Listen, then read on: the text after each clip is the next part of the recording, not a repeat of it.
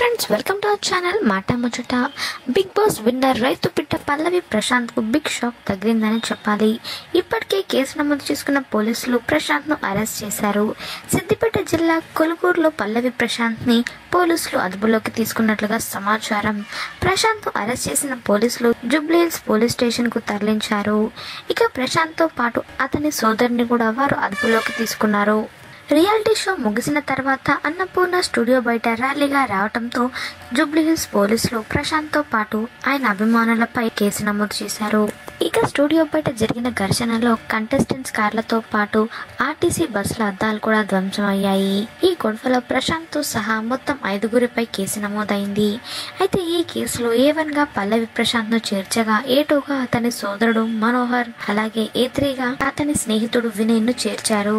తాజాగా పల్లవి ప్రశాంత్ అతని సోదరుణ్ణి పోలీసులు అరెస్ట్ చేసి అదుపులోకి తీసుకున్నారని సమాచారం. ఇదిలా ఉండగా గత రాత్రి నుంచి వైద్య పరీక్షల అనంతరం నాంపల్లి కోర్టులో న్యాయమూర్తి ఎదుట వీరిని హాజరుపరిచారు.